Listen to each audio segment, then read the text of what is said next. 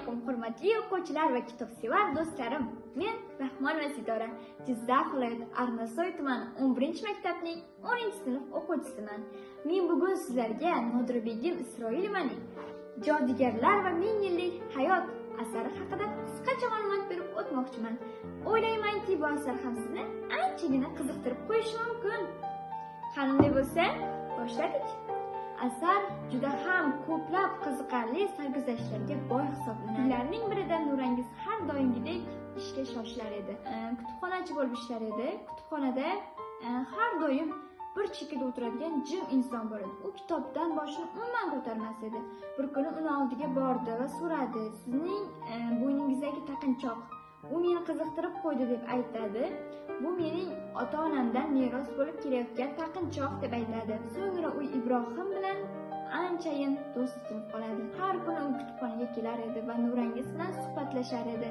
Shunda u aytadi: "Meni qayerdan tanidingiz?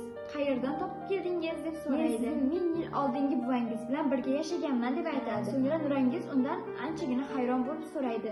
Keyin unga kechqurun vaqti bo'lsa uyiga taklif qiladi.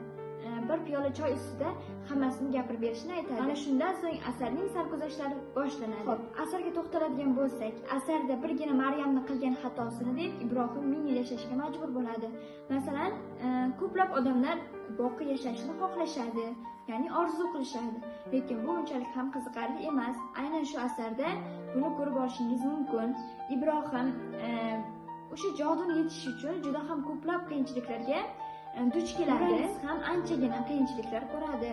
Bu asardan bilib olishimiz mumkinki, sevgi o'tkinchi his ham bo'lishi mumkin. Meni ta'sirlantirgan joyi esa Nurangiz o'zining tanasi orqali Maryam bilan Ibrohimni ko'rishtirgani bo'ladi.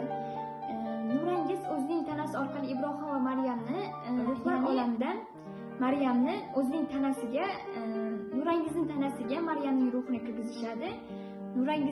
Maryamning o'rniga esa Nurangiz ruhlar olamiga o'tadi, ya'ni o'ladi. Maryam Ibrohim bilan baxtli hayot kechiraman deb o'ylaydi, ammo Ibrohim Nurangizni yaxshi ko'rib bo'lgan edi. Shunda u avval o'tkinchi hislarga berilganini, hozir esa Nurangizni yaxshi ko'rishini aytib o'tadi. Maryam bundan qancha xafa bo'lmasin, lekin Nurangizni orqaga qaytaradi. Ibrohimning jodudan xalos qiladi va ular umrbod baxtli yashashadi. Ya'ni Nurangiz bilan Ibrohim. Bu asardan shuni tushunib yetish mumkinki, muhabbat o'tkinchi his. Va keyin odamlar umrbod yashashni orzu qilishadi. Umrbod yashash unchalik ham havas qilarlik emas. Siz buni mana shu kitobni o'qib tushunib olishingiz mumkin. E'tiboringiz uchun rahmat. Sizlar bilan Rahmon va Sitora.